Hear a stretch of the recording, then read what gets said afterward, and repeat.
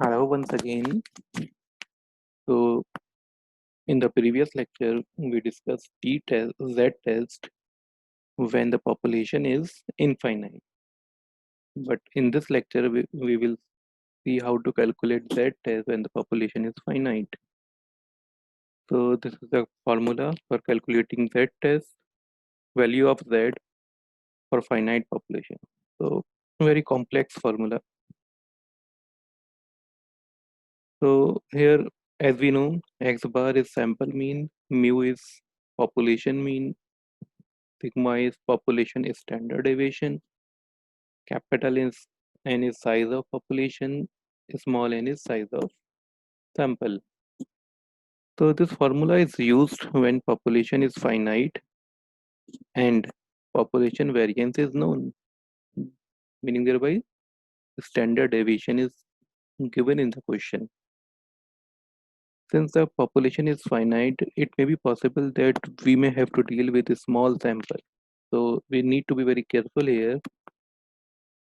If population sample is given, sorry, sample size is given and sample size is very small, less than 30, but at the same time population variance is also known, standard deviation is also given, then we can use this formula. Okay, so we will understand this with the help of examples. Yes, suppose 20 units, 20 industrial units of electronic giant Sony are experiencing labor problem. Sony has suppose 20 industrial units, and in these 20 industrial units, there are some problems related to labor. Laborers are leaving the company. There is high rate of labor turnover, which has been observed recently. So previous records were observed, and they suggested that annual turnover of labor is 320 units in a year on an average, with a standard deviation of 75 units. It means that on an average, 320 units of labor leave organization annually. So to analyze the labor problem, a sample of 5 industrial units out of these 20 industrial units was selected randomly, and the mean of annual employee turnover was calculated. It was found to be 300. Okay, so it means that in these 5 industrial units, on an average, 300 employees leave the organization in a year. So we can observe a clear difference between the population mean of labor turnover, annual labor turnover, and the sample mean of annual labor turnover. But is this difference, there is a difference of 20, is this difference a significant one?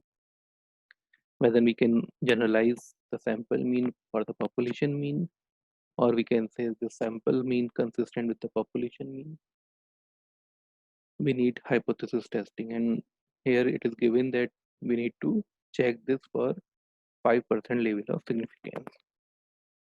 So as in the previous example, previous lecture,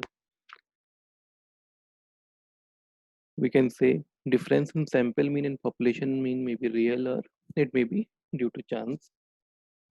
So we need hypothesis testing to check this. Hypothesis testing has 5 steps. In the first step, we need to set up null hypothesis and alternate hypothesis. So in this case, null hypothesis can be there is no significant difference between the sample mean and the population mean. That is, the sample mean is also 320 as uh, population mean is given is also 320 days, 320 units, not days. Sorry for the mistake. It also be units. Okay. So Null hypothesis, we are assuming that there is no significant difference between the sample mean and the population mean. Both are 320 units. In other words, sample mean is consistent with the population mean. In alternate hypothesis, we are assuming that there is a significant difference between the sample mean and the population mean. That is, sample mean is not equal to 320 units. In other words, we are seeing that sample mean is not consistent with the population mean. So step 2, we decide level of significance. But good thing is that level of significance is already given in question, which is set at 5% level of significance. So it is pre-decided in the question itself. So it is 5%, or we can say it is 0.05. And this suggests that there is 5% risk of being wrong in accepting or rejecting the null hypothesis. Now we need to decide test criteria, and here we need to be very careful. As I have told you in the previous lecture, that we select that test when the sample size is greater than 30. But in this case, sample size is only 5. So should we select t-test? But I have also told you one more thing, that if sample size is small but population variance is given, population variance is known, then also we can select z-test. So in this example, we have given standard deviation, which is a measure of population variance. So here sample size is small, only 5, but population variance is known. Here also we can select z-test. So we will use z-test in this example also. So we will use this formula. I have already defined the various symbols in this formula. So as per our example, as per our question, mu is given as 320, sigma is given as 75, capital N is given as 20, sample mean is given as 300, small n sample size is given as 5, population size is 20, sample size is 5. We put these values in their respective places and we calculated z. Value of z comes out to be 0. Minus 0.67. But as I already told you that when we calculate z, then the the plus or the minus or the direction is meaningless. Signs of plus and minus is meaningless. So it has no value here. So we should concentrate on value of z is 0.67. So in the last step, we need to make decision. So at 0.05 level of significance, critical value of z is plus minus 1.64, and the computed value is z equals to minus 0.67. So what is the rule? If computed value is less than critical value, we accept the null hypothesis and we reject the alternate hypothesis. In the present example also, computed value comes out to be less than critical value. Computed value is 0.67, critical value is 1.64. So okay, it is very clear that computed value is much lesser than critical value. So we will accept the null hypothesis and we will reject the alternate hypothesis. So what is the null hypothesis? Null hypothesis is there is no significant difference between the sample mean and the population mean, or sample mean is 320 units.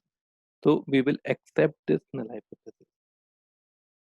It means that we are accepting that there is no significant difference between the sample mean and the population mean, or in the other words, we are accepting that sample mean is consistent with the population mean, and we are rejecting the alternate hypothesis. That is, we are rejecting the assumption that there is significant difference between the sample mean and the population mean. and we are rejecting that sample mean is not consistent with the population. We are concluding that sample mean is not consistent with the population mean.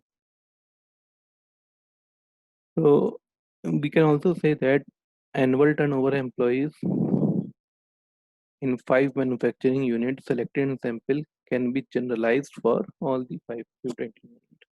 So whatever annual turnover came out in 5 manufacturing units in a sample of 5 manufacturing units, it can be generalized for the whole population, since our results suggest that there is no significant difference between the sample and the population. So if we are getting some value